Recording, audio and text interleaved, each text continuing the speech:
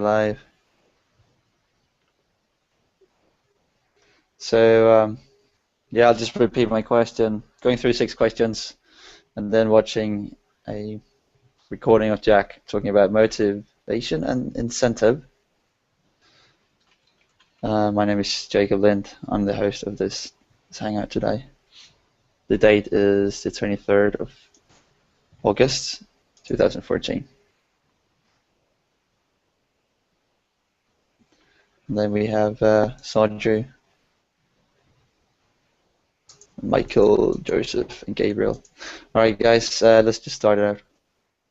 First question, before we go into watching Jack's explanations, will be what will motivate people if they have access to all necessities of life,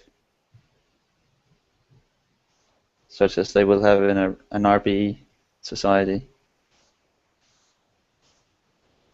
Thinking today that everything is run by money, what would be the new motivation? Could I go first? Sure, Gabriel. Sure. So the cool thing about our brains is that even though we would have the physical necessities like food, water, and shelter all provided for us, it doesn't mean that we wouldn't have everything we need. The cool thing about our brains is that we always have more wants and more imagined needs. So it's not like we would just sit in a chair and just be like, oh, my life is so satisfying, I'm just going to not do anything all day. We'll come up with things that we want to pursue. Maybe we want to learn about different things or learn a trade or learn to play an instrument. There's plenty of things for us to do besides be wage slaves, basically, to some kind of company. Have you tried explaining this to a factory worker? Basically, I know a couple of guys who go to work and then they love nothing better than going home to play computer or watch television and do absolutely nothing. What do you think is the problem there then? Yeah. I don't think there's anything wrong with having that much free time or spending your free time in that manner. But I would try to explain to them that imagine if their work was more fulfilling. Imagine if it was more thought-provoking, if they had to actually solve problems instead of just like putting this box in this certain place all the time. They wouldn't feel the need to completely relax or just like do nothing for their off time. They might work from home a bit. They might put extra time in. They might be thinking about problems that they had at work, or like their work wouldn't just be during these hours, it would be their entire life. And when they're not doing that stuff, they'd be doing other stuff. I see. So you mean like getting a better job would give them more motivation to work? Yeah. Like inspiring them. I think you had a couple of hangouts this week or this month regarding human behavior, and I think a lot of what is into this question is also human behavior. People actually learning to be motivated or creative, like Jack has talked about his kids, how he taught them to be creative. But really, there's also a lot of other people in this world today that work for money. I think it is the best motivational factor, such as we call them rich people with a lot of money today. How do you think what do you think is wrong with them? If they didn't have money, do you think they'd still work? And someone else may actually take up this question. I don't know if I could answer that. Or if you want, go ahead, Michael. Please. Well, I just want to say two things. The first one is that right now our main motivation is that we need to work because we need to get money, because we need to pay the rent, we need to get food, we need to have shelter, you know. Our motivations right now are pretty basic. They're not specifically for survival, but they're very related to our well-being. in this current society. In our resource-based economy, or RB, people are going to have more like intelligence-related challenges. Like how can we solve this problem to be able to give the rest of humanity a better understanding and better quality of life than what we have right now. Using the technology that there's available at that moment. So there's like a big difference that right now we're doing things because we need to eat, and if we don't work, we don't eat in the most harsh way. And if we don't work, we don't have a roof. So that's like our main forced motivations. That's why some people say that we're considered modern slaves, because when you make just enough money to be able to have your food and your basic needs covered, then you're not really living. And so what about the rich people who have plenty of money? They still work, like maybe more hours than anyone else. Mm-hmm. True. The thing about the wealthy people is, yeah, I have somebody with me right next to me. She's saying that because of their lifestyle. That's true, but everybody can get something positive from a resource-based economy. The thing of rich or wealthy people right now is that they want to keep their status. Not just I'm rich and you're not, but rather I can go on a trip whenever the fuck I want. I can spend as much resources on whatever foods I want. I have the highest commodities that the society can produce, and the resource-based economy wants to be able to give every single one of us the same opportunities. So if I were to tell somebody that's like rich of this society, I would just tell them, you're not going to be having less than what you have right now. You're going to be having the same things. The only difference is that there's going to be a scientific method that's going to be guiding our decision-making processes, and that it'll all be based on the resources that we have on the region, the technology, and the science we use. That's a big difference.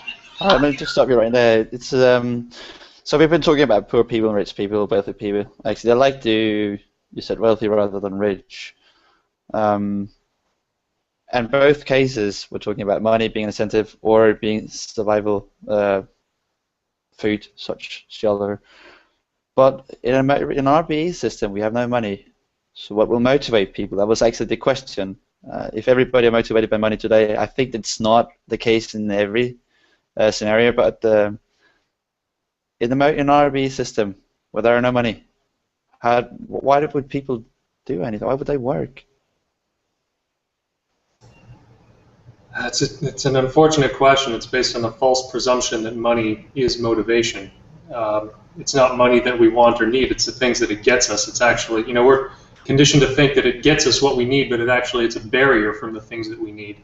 So if you get rid of it, then things would really run much more smoothly, and we'd all have much more what we really want. So really, that motivation and incentive, it wouldn't really. Yes, it would change in the sense that we would be free from this false motivation and incentive system that exists.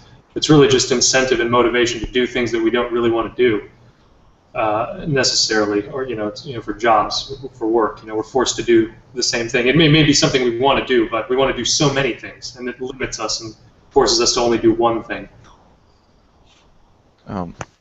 I would add that you're asking what would motivate us, as if money is a motivator, but I would think that money is more of coercion, in that you don't really have a choice whether to work for money.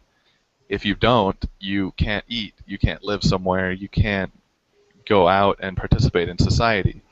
So I wouldn't quite use the word motivate. I would use coercion. Yeah, it's kind of like a bribery system or reward system that rewards people for selling out. And that's why there's such a negative connotation with that word selling out, for that phrase. So actually, you're talking about this system as bribing people. Would that mean that more money means more motivation? That's the next question as well. Not as far as the scientific experiments that I've seen, and again, just reality. You don't even need experiments. Just look around and not necessarily the case. It's like if you don't have any money, it's not like you're not motivated to do things. For some people, that's more motivation. They still need things. It's just the money they don't have. Exactly, and like, sure, you could say that more money would be more motivation, but as Michael and Gabriel just discussed, it's got nothing to do with our real capabilities of producing stuff or even getting stuff. You know, I cannot eat money. With the money is the thing that I exchange to get the food. You know, I cannot build a house from money because if it rains, it'll just, you know, soak down. So it's not really money what I want.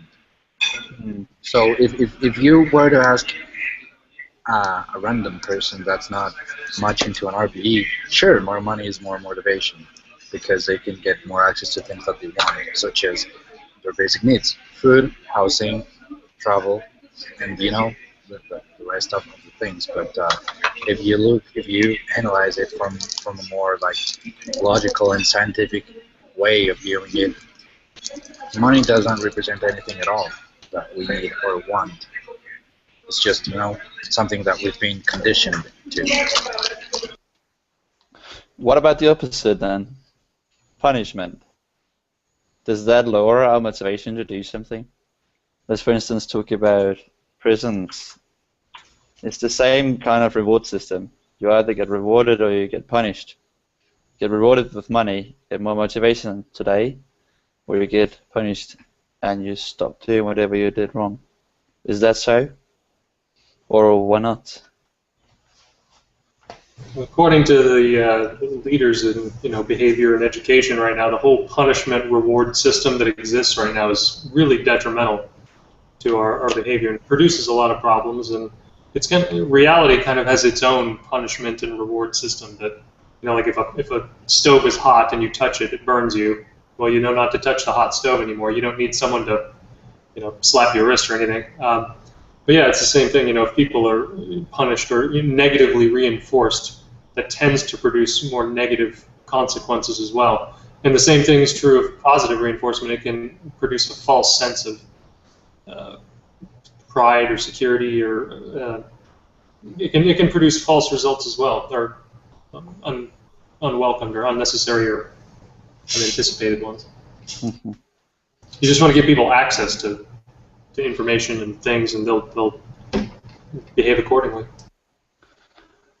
I think looking at the three questions we just had, it is quite noticeable. It's quite, say, funny or hilarious to think about that rich people, those with most money, most resources, they are generally working a lot more than those without. So really, we're seeing people getting punished with low wages. They'll work less and they'll go home and watch television. And those working a lot, they'll work even more because they get a lot of money. So in that way, we could say money is the motivational factor. And then again, it is not, because there's other reasons to work in life. Like, who was it writing it? It was Gabriel pointing out the reason for us being right here, right now, working for free. There's no money into it. And I think it's the same case with really rich people or wealthy people, as I just say. These people aren't necessarily working for the money, but they're working for a cause. And for some of them, it's just a cause of like doing whatever their father did or the way they were brought up to be. So they have always been told, money is everything, and this company is everything. So they're not really working for the money, but more the company and the whole vision. They've been put onto them, or something they started themselves. Whereas people with no money, pretty much, they see no point in. They have no other visions in life. I think, who was it? Jack said once that lonely people. No, I don't really remember the quote, but it was something like that: if you have nothing, you'll live for nothing. And it really explains why people with low salaries, they'll just go home and watch television. They have no creativity in life. They have no motivation to do anything but what they're doing at their jobs, and they don't know how to get there. So I think really it's, again, the system that keeps people in place. I don't know if you'd agree with me. Yeah, I mean, I agree. Joseph, please go ahead. I was going to say I don't fully agree because people that are technically poor in terms of wealth don't necessarily have no creativity or anything like that. For example, there's plenty of people I know that would be technically classed in this society as poor people who know about the Venus Project or stuff like that. They've delved deeper into it. They're not necessarily. They have rich lives, but they have they're poor in terms of wealth, so to speak. But I don't. I kind of agree with what you said, Jacob, but not all of it, my friend. That was all Okay, I was so gonna say. it was more the point of the system keeping us in place. I meant, like, yeah, of course there are some people out there with no money who are doing great jobs, such as especially scientists and those working with musicians and artists in general. They're doing a lot of cool stuff for no money almost. But I was more talking about the factory workers, those who do a job they don't enjoy, and they do it just for money. These people are not getting rewarded in any way, and they're not getting inspired in any way, so they stay the same. And then the wealthy people gets rewarded continually for doing something that potentially harms the society overall, and that keeps them doing that, helps them to just motivate themselves to go on with whatever they do, and that is, I think, one of the worst things about the society right now, that we do not have this incentive to do good, but an incentive to do whatever we get awarded for or rewarded for. Yeah, and unfortunately, in this world, the reward system is set up so it tends to reward most the things that are worst for people. That is true, yeah. In many cases, it really does. All right, 3 more questions. So money incentive, how does it differ from other incentives? It's again pretty much what we just talked about. How one can be motivated by doing something that you get no money for, and another does something like painting, which usually gets nothing from. And it's really, I tried to explain it. Anyone else want to put some more words into it? I have an experience, if I can say something. Go ahead. Yeah. This is Richard. Hi, guys. When I got out of college, I went to work for a great big company, and before I started, they sent me around to different divisions of the company to try and understand what a big company does. I had the power to go into the president or the director's office and ask him, what does he do? And I had to write a report on it. And then I went to the comptroller's office. And, you know, as a young...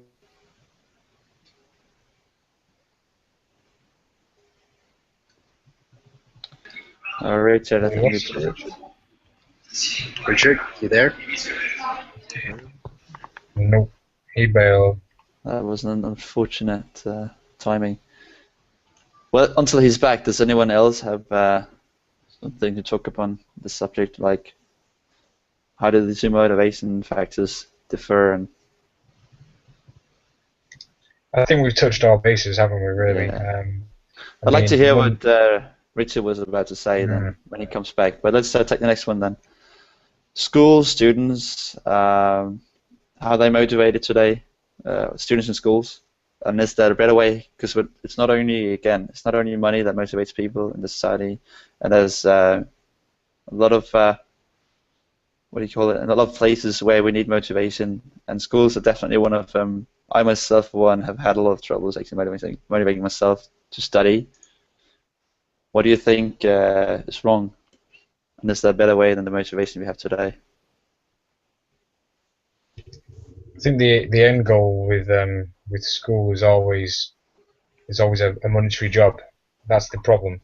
They don't, like when I was in secondary school. I don't know what they call it in America. I think is it high school? It's like secondary school or whatever. They always teach you like religion and stuff like that. High school, yeah. Thank you. But they never really. What I really didn't like with it, they never taught you life skills.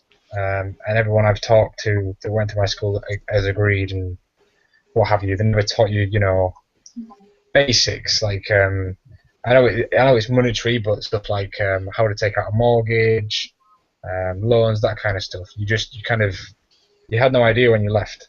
And when you go up into university and stuff, you're then on the path to trying to acquire that big paid job. You never really study for. Hello, Richard, you're back. You never really study for like a.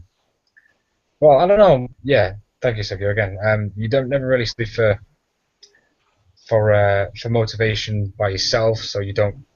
There's not many people out there that will do it for creativeness or anything like that. I know someone who does it because they absolutely love film work. They just wanted to study it. They didn't really want to get paid for it. He volunteers and this kind of stuff all the time now. He doesn't really want to get paid to do it. He just loves filming and the whole, that whole background.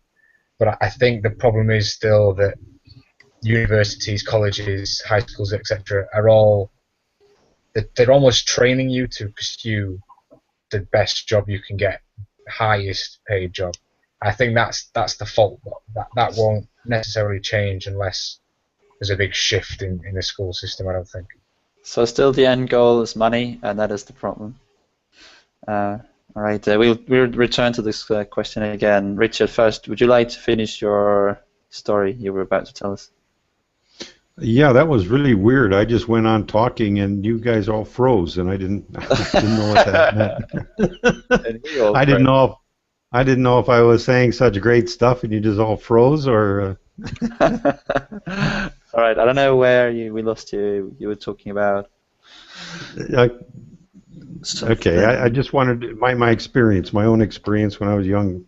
Yeah, you were walking around to these offices. Yeah, I was going around to the different offices, and I go into the president's office, ask him what he did, and go to the different departments, engineering department, and ask him what did they do, and how do they control it, and then I went to the comptroller's office, the guy who handles the money. Okay, yeah. He's actually was more powerful than the director because he reported directly to the president of all the divisions. Okay, because he handled the money and the checks and everything else.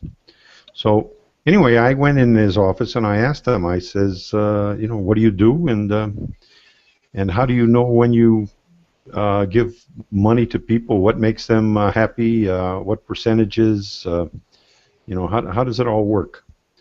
Because I wanted to know, because I was going to get money, for the first time after going to school for so many years.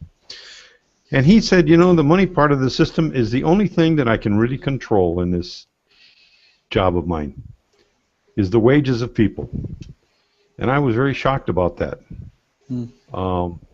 I really was. Apparently they have total control out of what percentage they want to give you, what percentage is their bottom line, what do they want to cut off the top and then give to the people down below.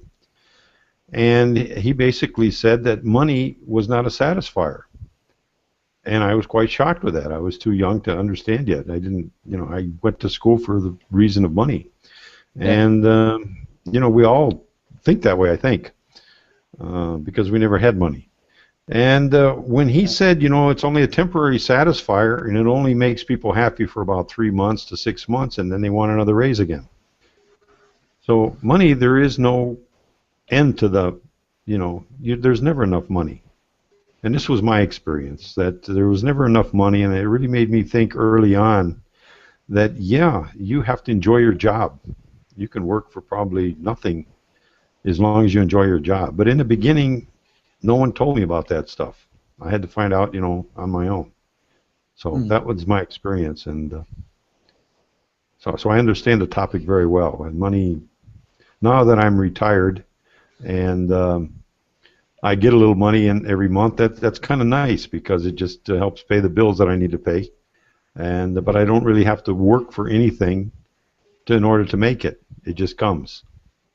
So, retirement money is kind of nice, and whether we can get that somehow once we get into TVP, whether or not we can have some kind of fund, because it's going to take a while, I would think, in the transition that we can be totally without. So Yeah, true. It is definitely, just say, a transition. It'll take some time. So before you, or after you actually dropped, we were discussing the question, how do schools motivate the students, and could there be a better way? And we had Joseph talking about schools only motivating you for a job in which you can earn more money. So again, the same incentive as any other job today, and that is the problem with schools and why children are having a hard time focusing on their studies. Does anyone else want to touch upon that topic? Yeah, I feel that there's a really strong focus here on motivation, obviously, and people are so concerned with motivating people when really people are already motivated to do things. It's just they don't have, the ability to do so. Again, our motivation is directly related to our access to information and resources, and things that we can use them for and do with them, opportunities. So, again, money is keeping us from doing all those things that we really want to do. True. So you're saying, like, basically, if you had something in life we like, we'll do it no matter what. That is your point, right? Yeah. Someone else. Oh, did I cut someone off? Somebody else. It's all about resources, and money is a medium for resources, I suppose, but obviously not a good one. Because it's not based on them. It's a false medium. Artificial resource, I've heard it called. I like that word. Artificial resource is a good one. I agree with you completely. So you're saying that a school where kids could study whatever they wanted, they would be motivated every day to do what they did. Yeah, the learning is it's own reward. I mean, you're more capable, and you can, you have a richer, fuller life. You don't need to, be cracking a whip to get kids to learn. Kids want to learn, but about the things that they want to learn about, not necessarily the bullshit that school teaches them. And even, I know it's a whole complete topic that we could talk about, but just to mention it like on a very small basis, I guess. Schools right now, they don't have the appropriate evaluation system. Right now we're in a system where getting a number represents more than actually learning. So students care more about, getting A, 10, B, or whatever, So when you're in a system where it's more important to get a number than did you actually learn and understand, or you just learn,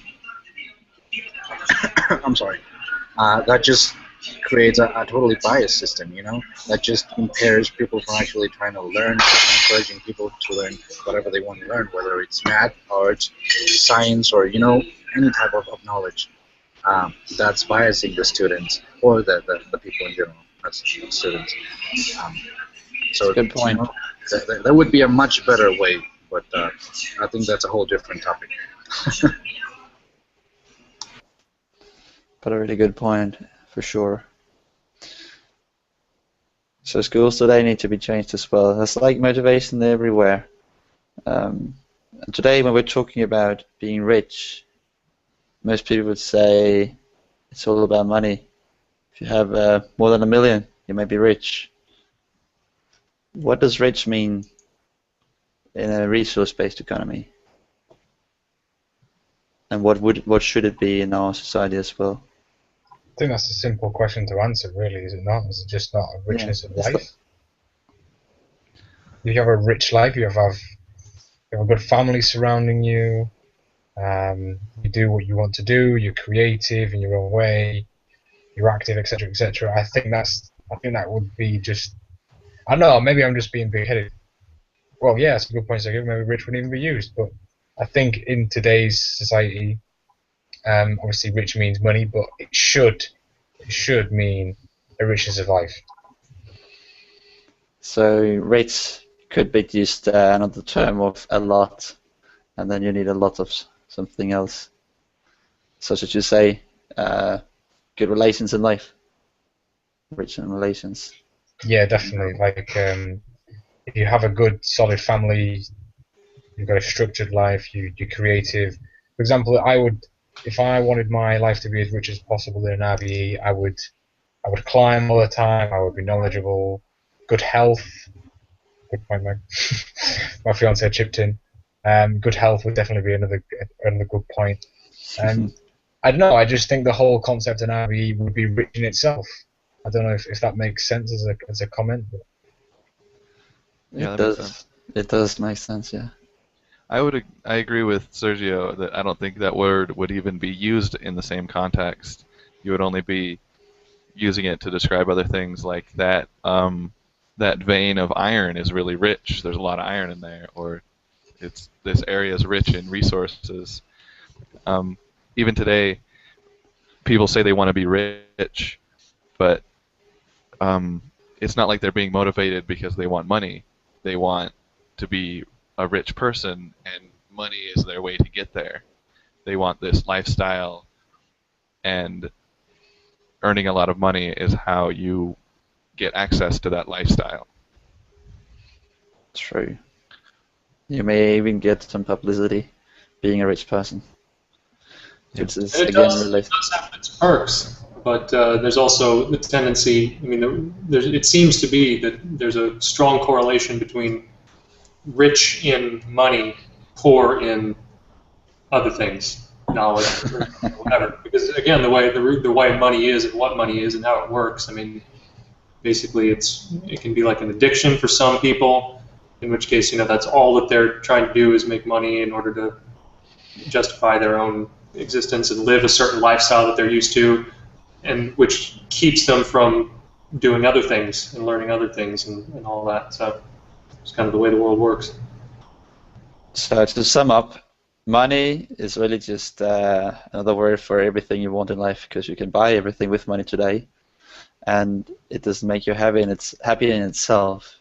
You need health and good health, and you need relations, and you need creativity or motivation. Knowledge, as Sarge says, a lot of knowledge, but I think with knowledge, creativity and motivation comes, because the more you know, the more you actually know. Now, what is the right way to put it? We have a term in Danish, but it's really like the more you know that you don't know anything. So that means the deeper you go into the subject, the more clearly it becomes for you that the subject is so big and there's so much more within the subject that you don't know really. And in that way, I think you become motivated to learn more, and you will become more creative, maybe even. Any last thoughts before I'll give you the link for the 30 minutes long recording with Jack talking about motivation and incentive? Yeah, I just want to mention something about creativity. We've discussed this before a few months ago, and as far as I can remember, the conclusions that we arrived to is creativity. It's not like an absolute truth, but that's what we just ended up concluding. Whether you have better brain receptors, quality and quantity of tissue than somebody else, sure, that'll give you specific abilities, whether it's drawing, understanding logical problems such as math or whatever. But the other thing is the environment that you surround yourself with. Anybody can be the next fucking Albert Einstein. They just need to be on the right environment, Mm. So it's a really important thing to understand that creativity, sure, I might be more creative than you or than my mom or whomever just because I've had a more wider environment. I've seen a bigger spectrum of things. Therefore, I'm able to associate more ideas into like newer ideas, quote unquote. So I just wanted to say that about creativity. Yeah, all these things that people value and the things that we're talking about, creativity, motivation, freedom, all these things that are kind of just words, they all increase the more we have access to information and resources, and that's what a resource-based economy is all about, and that's why we see it as such a great thing, because we know that it's if it works the way it's supposed to work and it's set up the way we think it should be, then all it would be so much better for all of us. At least I think that's what we all see out here. If I can mention just something, Motivator, we used to call this attaboys. Every time you did something, you got an attaboy. You know, I don't know if anybody knows that. You know, it's an American terminology. You get 2 attaboys or 3 attaboys, which really means that's a good boy, all right? But it's pronounced attaboy, A-T-T-A, and then B-O-Y, attaboy. Or kudos. You know, you got certain kudos. As you did well in something, you got kudos. So those are motivators. Motivators. Motivators, yeah. Yeah, They I don't know are. if you guys heard of it. They are, but You again, guys- they can be false ones. If you're getting, if you get an attaboy, it depends on who you get it from and why. You get an attaboy, keep going, keep it up, from someone who doesn't know any better. That they're just doing the same thing. According to their value system and background and information, you're doing a good thing, and that's their way of, incentivizing, rewarding, whatever, promoting, agreeing with what you're doing. But again, they're limited as well. Again, if they come from this culture and world that we live in, then what are they encouraging and perpetuating? If I got it from Jacques, I would feel very nice. I would keep you know. I guess we all have to look up to somebody and or work for somebody. And if Jacques said attaboy, boy, that would, keep me going for a few more months. So. Yeah, but again, like seeking that outside approval from other people, to me, it seems like it represents that we don't have enough going on in ourselves already. Like we don't have the self-referential, to know that, okay, this is because I used to think Jacques was a god in a sense, but the more I learned, the more I studied him, he's just a man. He's fallible like everybody else, and he's the way he says things is a lot more accurate and better than most people, but it's still not perfect, and he's still wrong about stuff. So interesting, that's why they say don't have heroes. But we all do, of course. Yeah, we all look up to people and see people, but just to know that they're only human as well, important. I think it was a good summary, especially talking about everything when it comes down to it, what it's really worth and what it is we really want. But let me just give you the link. This is 30 minutes long.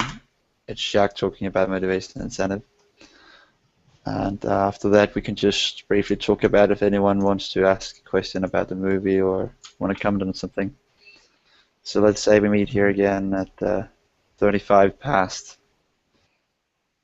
If everybody are okay with that, and we'll mute our microphones and watch it. Also, just before we leave, there's another link here. I think some of you have seen this before. It's an RSA animate.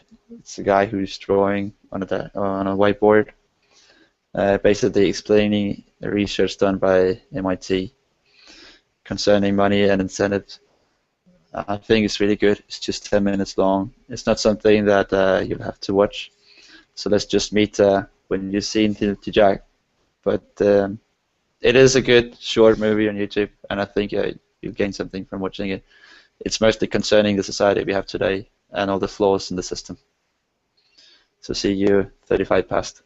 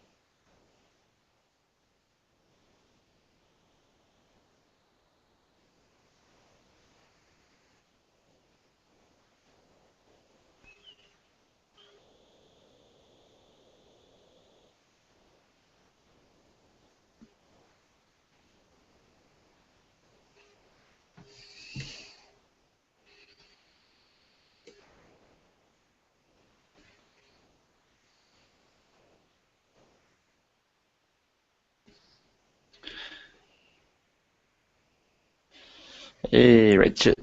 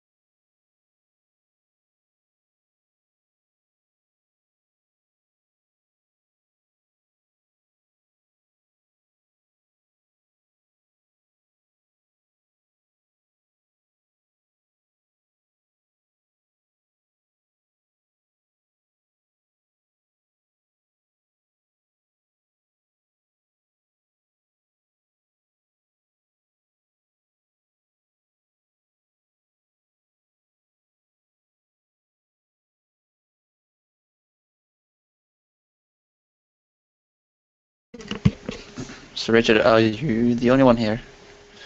Michael and Clifton?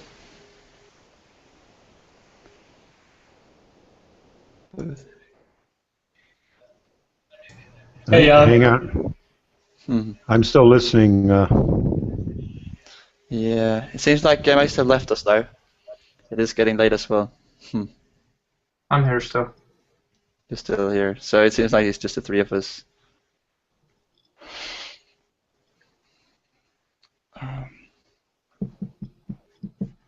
Michael needed a minute, didn't he?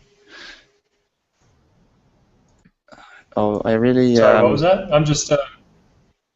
Yeah, it's not that I want to keep you hanging for much longer. It was really just that I wanted to stay online, so that if anyone had anything they wanted to add their questions regarding the short video clip, I would be here to talk about it.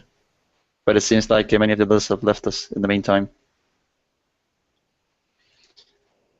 So it's really only if you have anything left that you want to say, or this is the way I personally would prefer the hangout. Questions first, answers later.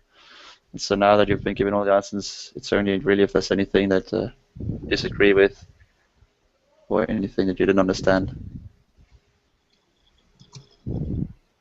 But if that's not the case, then That kind of says it all.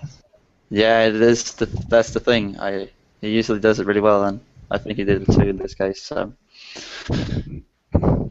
if there's nothing, I would just say thank you for the hangout, and leave you all to whatever you want to do for the rest of the evening or the day for most of your cases. Okay, thank you, guys. All right. Thank you very much for Thanks. coming. So long.